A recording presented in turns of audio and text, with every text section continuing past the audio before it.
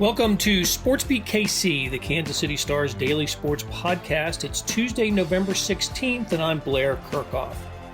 So a team that had won one college football game this season defeated a team that had won four. What's the big deal? Well, when the team with one victory hadn't won a conference road game since 2008, a losing streak of 56 games, that's kind of big. So it was for Kansas, a 57-56 winner over Texas on Saturday night. It was an amazing outcome. The Jayhawks never trailed until Texas scored first in overtime, and when KU matched the touchdown, Coach Lance Leipold called for the two-point conversion. Bold move. And how about the play? Quarterback Jalon Daniels found redshirt freshman fullback Jared Casey in the end zone for the game winner. All right, enough about me talking about this. Let's hear from the reporter who was there, Jesse Newell. He covers the Jayhawks for the Star, and his stories from Austin are part of the show notes and on kansascity.com. Let's get started. We're talking to Jesse Newell, who covers the Kansas Jayhawks for the Star and Wichita Eagle. And Jesse, it is the middle of November, actually beyond the middle of November. We're a day past it. Kansas basketball has started. They've already picked up a great win over Michigan State in the Champions Classic. This is the time of year where typically we've stopped talking Kansas football for a few weeks. But today, I think we're going to spend most of the time talking about Kansas football. And if there's a little time at the end, we'll talk a little basketball as well. But a absolute stunning development on Saturday night in Austin, Texas, with Kansas beating the Longhorns 57-56 in overtime. So much to like about this outcome from the Kansas perspective, but I want to get into some of the details of the game in a moment. But let's take the helicopter view of this and the meaning of an outcome like this for the program. And I got to tell you, it's just a win like this happened sooner than I expected. I'm not going to say a lot sooner because I think that next season there could be a chance for some victories, but it's a little bit ahead of schedule to win a game like this to me. Yeah, no, you mentioned this, but what it does for the program is that it gives immediate something to sell to. And I know Lance Leipold doesn't like the word sell, but when you keep getting drubbed by Big 12 opponents, keep losing by a bunch of points, it can be really hard to stand up there, even if you believe in your methods, even if you believe, if you get 1% better every day, that it's going to turn around. It's really hard to sometimes sell that sort of progress to people, not only on the inside, but also to fans on the outside. And so now this immediately, it's because it's Texas, it goes on the media guide. It goes in every recruiting mail out. It is something where you say, look, these are the things that you've been preached to about. And if you follow through, it can happen at Kansas. Kansas can go on the road and beat Texas on the road. Kansas can go and compete with the best schools in the Big 12. But it gives the coaches buy-in and credibility right off the bat. And it's, I'm reminded of the term flags fly forever. And that's kind of what this moment is for Kansas, because they can get mollywopped here by TCU this weekend. It probably is going to happen. And they could lose by a bunch on their senior night against West Virginia. But that flag is going to fly forever. They beat Texas. They beat Texas on the road. They got that second victory. Now everything is gravy from there. And again, they can go out and try to help the program off of the coattails of this particular performance, because now everybody is looking at this and saying, hey, Lance Leipold's got something going on with Kansas, and Kansas has something going in the right direction. And I do want to mention this, Blair. We talked about this a few weeks ago. I think this is important as well to bring up. It's a new world in college athletics where you have to re-recruit your own players, because there could have been a lot of guys on Kansas roster if it was 1-11 saying, well, let's see if there's SEC schools out there that will allow me to have the 1-year transfer rule, and I'll go play for a winning team. And Kansas had three of their best defensive players do that right before this season began. Now you can go to those players as well and say, look, how much fun was the Texas game? Can you imagine what's going to happen next year once this thing gets rolling and you understand all the playbook and everything? So this can really help Kansas, especially from a roster standpoint, just because Lance Leipold now has something tangible that he can point to and say, hey, this is what's building at Kansas, and this is part of what the future can be if everyone sticks it out and you come to Kansas and help turn this thing around. Meanwhile, I expect a lot of ship jumping in Austin, but we'll we'll see about that as the weeks unfold.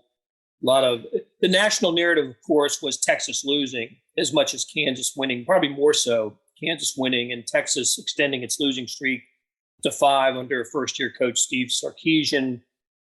Everything I was reading in the aftermath and through Monday was all about the problems at Texas.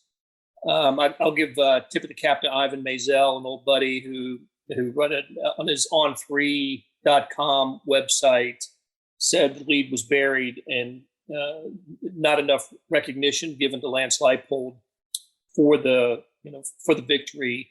So let's do that. Let me say this before I forget it, because I know I will, because we're going to talk about a lot of things about the game.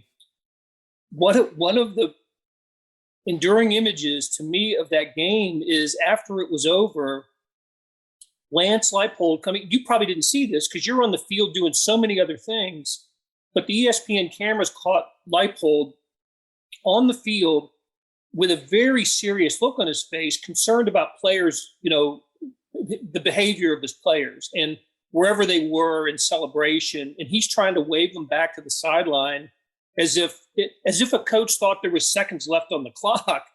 And I don't think it didn't do anything to spoil the moment or anything, but what it told me was, even in this incredible moment for the program, he still was coaching. The game was over, he won, but he's still thinking about let's do the right thing here. And finally he realized there was nothing he could do about it. Went over and shook the hand of Sark, and then got interviewed by ESPN. But I just found that to be pretty interesting. So Lance Leipold hired late, put his staff together late, didn't have a conversation with his starting quarterback until fall camp, and picks up a victory for the ages. I tweeted out after the game, could you give the Big 12 Coach of the Year to somebody who won one conference game? It was half kidding, of course, but that's how impressed I was with him, and how I still continue to be impressed with him. Yeah, and it's a delicate balance here. And speaking to him, I saw him on the field trying to wave people back. It just is kind of that next play mentality. And I'm sure I'm going to be talking, he'll have his press conference here in a couple hours, but I'm sure he did this last time when they played close against Oklahoma. He was basically so focused on like, hey guys, let's not do these moral victory things, didn't win the game. You can't celebrate too much after a loss. So I'm sure he'll be kind of preaching that same message. But I think it talks about a little bit of the detail-oriented nature. He's done this before. He's done it at Buffalo. And I've spoken about this before too. He's comfortable in his own skin. I think Kansas coaches in the past, and this hasn't really been a fault of theirs, because this is what Kansas has had to do because their program was in bad shape. They've sometimes hired coaches maybe a step before they were ready, or somebody who didn't fully understand the situation. And because of that, when things went bad, those coaches would panic a little bit, and they would do things outside of themselves, and they would question their own methods. And I think that's what was so impressive about this Lance Leipold hire, was that he is comfortable with himself. He is comfortable with what he does. And even if there's going to be like the blowout losses at Oklahoma State or Iowa State, he just keeps preaching the same thing. Trust the process, 1% better every day. And he doesn't stray from the plan when those kind of moments come up where it could be very easy to get off course. So I think it's a credit to him in that regard. But, I do want to balance this out, because you talk about, again, joking Big 12 Coach of the Year. And again, we'll see what happens for KU over the next 2 weeks. But this still was a team that was a 31-point underdog going into the game. And it's an upset for a reason. I mean, it's the reason that this is the biggest upset in Big 12 history based off of point spread. It's because Kansas going into this game had covered the spread one time all season. So it's not like week in and week out that this team has just been over exceeding expectations and just going out there and laying the wood to people. It's really been the opposite, other than the Oklahoma game. So again, all the credit in the world to the Kansas coaching staff for keeping their guys fighting hard. I think that Lance Leipold said last week they had 17 season-ending injuries, so they battled through some of those things as well. Star-wise, talent-wise, they shouldn't be on the same field as Texas, but for a game, for a night, they absolutely were, and they absolutely did, and they absolutely won. So they definitely deserve credit for that. You mentioned a couple of blowout losses they've had this year, but I think that certainly Kansas opened eyes with the Oklahoma results. Playing as well as it did for as long as it did in that game before eventually losing by whatever it was, 10, 12 points. And since, of course, Oklahoma's lost since then. But that day in Lawrence, that was a coaching stroke of genius as far as I was concerned, to be able to lead Oklahoma for as long as they did, and to have the type of game plan with the type of athletes that Kansas had versus Oklahoma. And the same can be said about Kansas versus Texas. I don't know if this can be verified, and I know recruiting rankings change from site to site, but I did read something that Texas has 42 4- and 5-star players, and Kansas has 1. Is that correct? Uno? Yep. Devin Neal, the one that now is the Big 12 Offensive Player of the Week. So KU made the most out of its 1 4- or 5-star, whereas Texas, and that's exactly what we're talking about. I mean, there was a play that Devin Neal scored on a screen pass, and I watch it. I keep continuing to be shocked by it, but I think it speaks exactly to where this game was won for Kansas, which was Devin Neal was going to get the first down, but he had a defensive lineman pursuing him that had an angle on him, and then there were 3 defensive players downfield ready to make the tackle, and 1 KU receiver, LJ Arnold, blocking. And it ends up that the defensive lineman takes a bad angle, doesn't get to Devin, underestimates his speed, and literally the 3 players got all knocked out by LJ Arnold's 1 block. He blocked 1 guy and ended up barreling that guy into the other 2 players. Just not a great effort. And, it's like, I guess it's like the old cliches, the hard work will beat talent when talent doesn't work hard thing. I mean, it was just sort of a perfect encapsulation, which was like, you can be the most talented team in the world, but if that's the sort of effort you're going to give while these scrappy guys are going to go out here and give this type of effort, there's a chance you're going to get beat.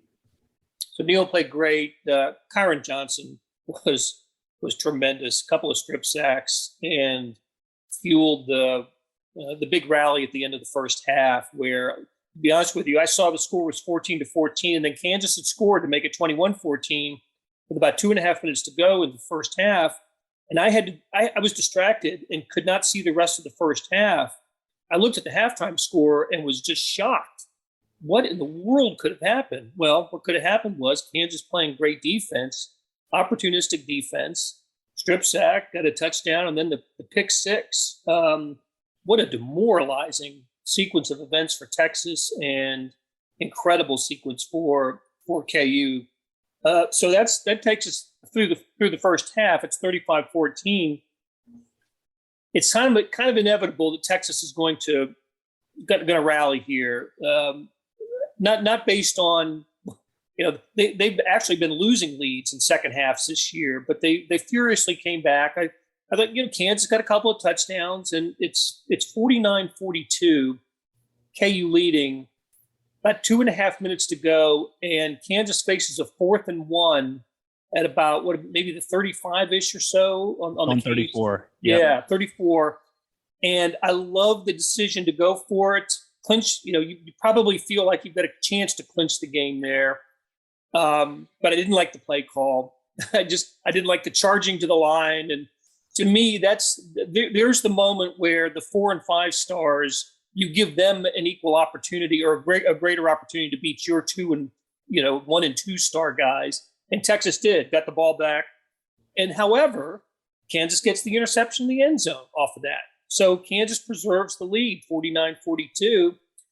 It's after Kansas can't move the ball. Texas uses all 3 of its timeouts. The Longhorns get it back, throw the touchdown pass with 22 seconds remaining to tie the game and send it to overtime. And I'm thinking, well, this is going to be like Oklahoma, right? They'll lose an extra period. The advantage goes to the Longhorns in overtime.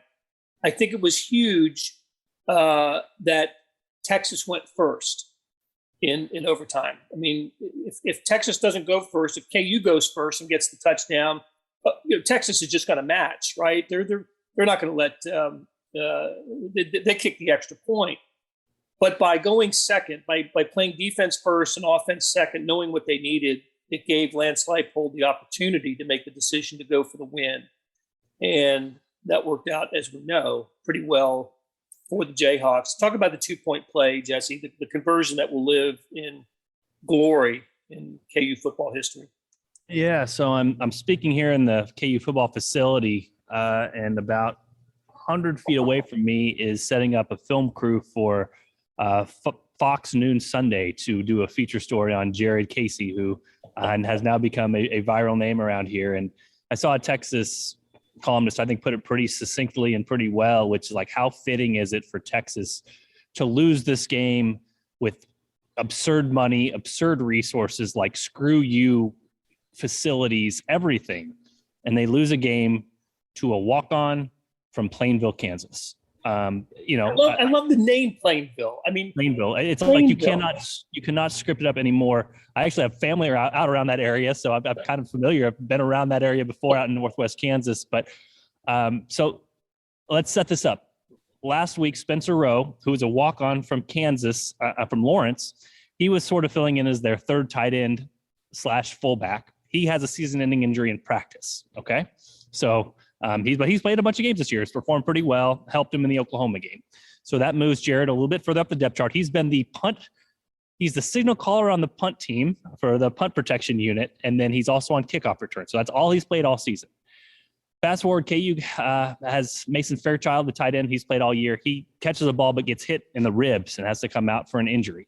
Moves Jared Casey even further up and on the depth chart. So this game-winning play that Lance Leipold is going to go to, he says he's on the sideline. He sees Travis Goff. He kind of winks, looks at him, and says, I'm going for this, that sort of thing. He asked Andy Kotelnicki up in the box, do you have a play for this? He goes, I got to play, coach. I've got to play for this 2-point conversion. Well, as you might imagine, the play is not to throw it to your walk-on freshman fullback tight end from Plainville, Kansas. It's to throw it to your two receivers on the outside who are running a little pattern thing to try to get open. The problem is that Texas overwhelms KU at the offensive line. So Jalon Daniels flushed out of the pocket, runs to the right. And sure enough, coming across the formation is Jared Casey waving his arms both in the air to say, I'm open, I'm open. And Jalon Daniels sees him and finds him, and he catches it. And so from there, we've written about this at the Star, but I was able to catch up with Jared's parents, who make all of his games. They drove down there in their Kia minivan that has 264,000 miles. I caught up with them around Waco, Texas, when they were driving back Sunday. Just a crazy moment for them. And now the video has gone viral because his mother, Karen, actually videotaped it. They were just so nervous. I mean, they just wanted Kansas to win. They've been around the program all year. She told me she had no idea he was on the field for that play. And then they realized as they're recording that Jared, their son, has caught the game-winning 2-point conversion against Texas. And so I'd encourage anybody to go check it out. It's a viral video now. And like I said, it's going to get Kansas some national attention here over the course of the next week. But an amazing story. And I told somebody it's something, these sorts of stories don't happen every year. They don't happen every few years. This really is kind of a remarkable thing that is something that I think Kansas fans need to appreciate when it happens, because this sort of Cinderella, whatever, rags to riches story isn't come around very often. And I think that's why you're going to see a lot of national stories on it come out this week.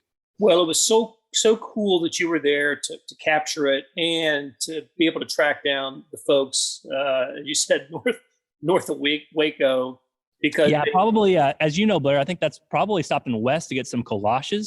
That's kolache country. Yeah, absolutely. I've stopped there to get the kolaches. Absolutely. But listen, as somebody who drove kids all around the country for sporting events and other kind of performances back in the day, that just got me right in the heart. I mean, just for parents to put 250,000 miles on a van, just going from place to place to watch their kids. I remember those days. I love those days. And it just, I choked up a little when I read that. It's such a cool story. So what a way to end. And let's, Kansas took the ball on the left hash there. And I thought, okay, so he's obviously going to roll right and look for a run pass option or something. What I didn't expect was for him to end up throwing the ball from the 18-yard line. I mean, think about that. The snap is from the 2.5, the 3, whatever it is. He's back at the 18. And when he let it go, I'm thinking, I've seen this before. These plays don't work. They get picked off, knocked down, hit the, skid. They don't find the target. Well, Texas certainly didn't find Jared Casey, and he held on to the ball. He made the catch, and he held on to the ball. Yeah, we were talking about that too. If he had dropped it, there might have been a review for targeting. I mean, he got hit that hard by the Texas player. And I think that, it's likely that you catch it and win the game. There's no need to throw the flag and break up the weird celebration and all that sort of stuff, kind of, stomp on Kansas's moment. But Looking back at replays, he got rung. And so if he had dropped it, there might have been a talk about, hey, was that a legal sort of hit? Real quick, Blair, I wanted to share this from the press box just to kind of, again, just encapsulate what this was. And these guys, the Texas writers are great. A lot of them have been there a long time in the press box. Kirk and Cedric and yeah. So anyway, I mean, we're all kind of sitting up there in the aftermath of this thing after all the interviews have taken place. And one of them kind of peeks over down at me and says, hey, I just want to get this right for my story all season for you guys. Have you been calling Jared Casey a fullback or you've been calling him a tight end? I just want to get it right. And I just laughed at him. I go, I got to be honest with you. I Googled his name 5 minutes ago to make sure I didn't misspell it. We all just started laughing because that's the absurdity of this moment. I mean, the Texas writers, he's like, hey, this guy's been covering Kansas all year. He surely knows if this guy's a fullback or a tight end. And Blair, I've been covering Kansas all year. I didn't know Jared Casey was on the roster until he caught that 2-point conversion to win the game. So what a moment. I was telling somebody earlier, like for him to be on the field for that play. Right. It's unbelievable. He's a redshirt freshman walk-on against Texas. For him to be on the field is ludicrous. For him to catch it is something else. And what's going to be crazy, and who knows how it's going to turn out from here, because of the 2-point conversion, he still has 0 career receptions for Kansas. So he might end up with one of the biggest catches in KU history and end his career with 0 receptions. We'll see how it plays out. But, yeah, he's going to get his 15 minutes of fame here this week, and well-deserved because he made a heck of a catch and then got lit up and still hung on and then went and celebrated with his parents in the end zone on the other end. So a really cool moment for Kansas football. Yeah, it doesn't have officially a reception, but he is in the scoring column. 2 points are by his name, biggest 2 points of the season. Jesse, let's take a real quick break. I won't keep you long, but there's a couple other points we need to discuss about this football team, namely the redshirt status of Jalon Daniels. We'll be right back. Hey, it's Blair. We have a special subscription offer for SportsBeat KC listeners, unlimited digital access to the Kansas City Star's award-winning sports coverage. Sign up now for 1 year of Sports Pass for access to all the sports news, features, and columns presented on the kansascity.com site, and it's only $30. That's a 40% savings off our regular rate. Your subscription will automatically renew after the initial term at $50 unless you tell us to cancel. Your subscription helps support the sports coverage of kansascity.com and the Kansas City Star, and that support has never been more important. Please visit kansascity.com/SportsBeatKC offer to get this special offer. And as always, thanks for listening. Okay, we're back with Jesse Newell, who covers Kansas for the Kansas City Star and Wichita Eagle. We're talking about the KU football victory over Texas last weekend.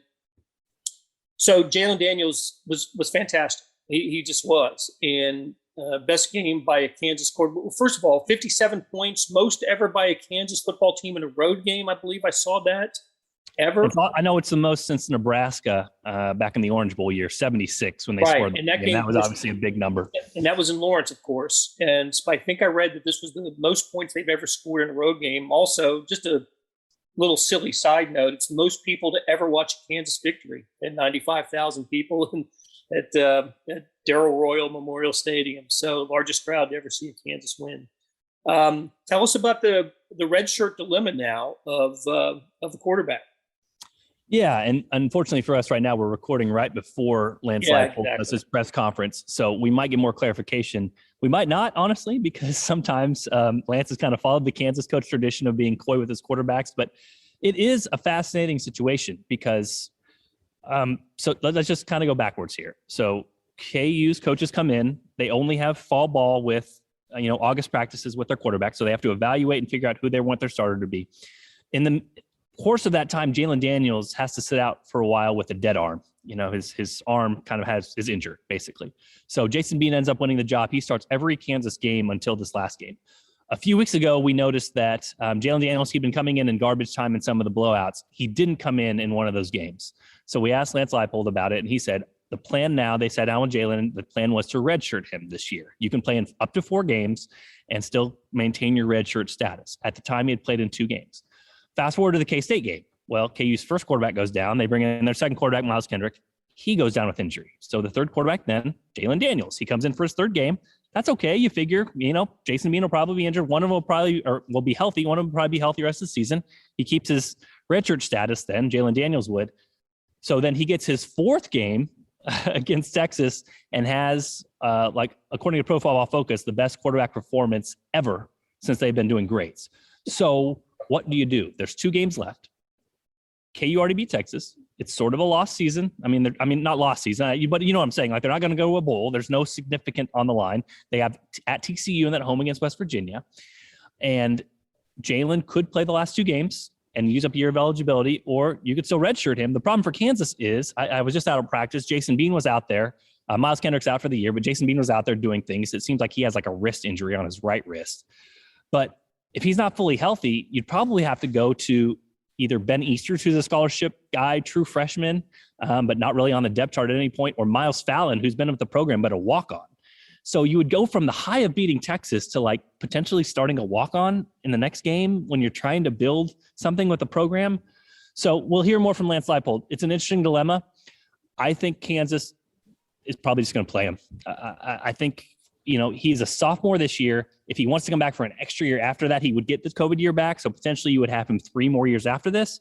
It gives you time, if he's the guy you think he is, to recruit a quarterback, develop him in your system, and be a better program by the time he still leaves campus anyway. So I think you roll with it. The interesting question with this whole deal, though, is this.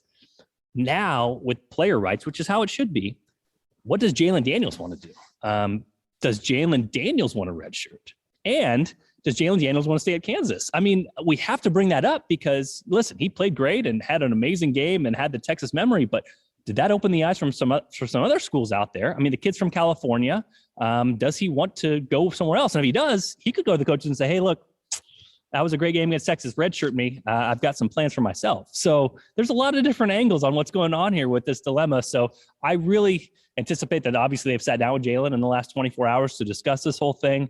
If it was my call, I would hate to burn a whole year based off of 2 games, but I think with your Kansas, you just have to ride the momentum and see where this takes you. So I think they keep Jalon Daniels in there and see where it goes and see if they can pull off another one against either TCU or West Virginia. I can think of 2 instances in Kansas football history where they were faced with a quarterback dilemma when it came to the red shirt. One was Todd Reesing. Yes. Right? They decided to take the red shirt. Mark Mangino decided to take the red shirt off of Todd Reesing. I was at the game. It was against Colorado, and Reesing was terrific. Led Kansas to a win. I forgot what went into the season. And it was the start of their ascent, right? Anybody would say that game was the start of their ascent as a program, which is, again, maybe what Kansas is facing right now. All right. So, and then about 15 years earlier, Kansas had a quarterback named Mark Williams. This was in 1994. And he was used in a game that Kansas ended up winning like 72-0 over Alabama Birmingham. It was like the first year Birmingham was back for football. And that was it, basically.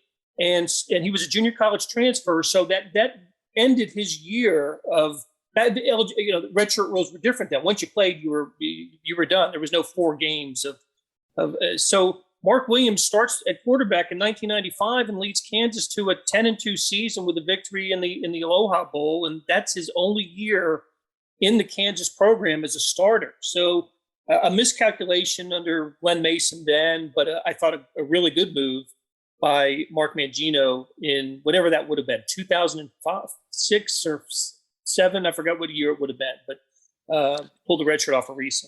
Well, and this has to be said, Blair. If there's truth serum out there, I think KU probably right now wishes it didn't play Jalon in that garbage time early in the season. If you would not have played him in those 2 games, you'd have your cake and eat it too right now. You know what I mean? And they were, I'm trying to quickly go back to his game log here, but they were 2 meaningless games, meaningless snaps just at the very end. And so, I think, again, if you got KU's coaches in a room with a beer and got them completely honest, I think right now, yeah. So Coastal Carolina, he went 3 for 5. And then Baylor, he went 0 for 1 for no yards. So again, if everything, nobody could have known this was going to happen, but if they had their way and could do it all over again, I think they would have taken those 6 passing attempts back and had the perfect scenario now with Jalon Daniels. It's such a different world with with eligibility rules and redshirt rules, and throw in the COVID, season that factors in, basically a free year of eligibility. So all sorts of considerations here. I'll be interested to hear what Lance Leipold has to say about this, and we'll talk about it in a future podcast. Jesse, we went a half an hour and did not bring up Kansas basketball except to say we weren't going to talk about it. But we'll do that along with Gary Bedore next time we chat. I really appreciate the time here, and we'll talk again soon. Sounds good. That'll do it for today. Thanks to our SportsBeat KC production staff of Monty Davis, Beth Welch, Jeff Rosen, and Chris Thickett. Tip of the cap to Jesse Newell for stopping by and talking about the KU football victory over Texas. Links to his stories can be found in the show notes and on kansascity.com. So let's talk about the morning sports edition. If you're not seeing it, you're really missing out. On kansascity.com, you go to the Stars e-edition. That's a replica of the printed newspaper on your screen that comes with your digital subscription. Well, now there's an updated sports section produced separately that goes along with it. When you open the e-edition, there's a box in the upper right-hand corner that says All Editions. Click on that, and you are up to date with the latest in sports news. You can also get it through an email. I do, and it's there by about 6 a.m. every morning. Listen, however you see it, you know what I'm talking about. It's complete coverage of the previous day's sports news, features, statistics, everything. Hey, thanks for reading the Star and listening to our podcast lineup. You're helping support the best sports and news coverage in Kansas City, and we couldn't produce programs like SportsBeat KC without you. We'll be back on Wednesday with another episode.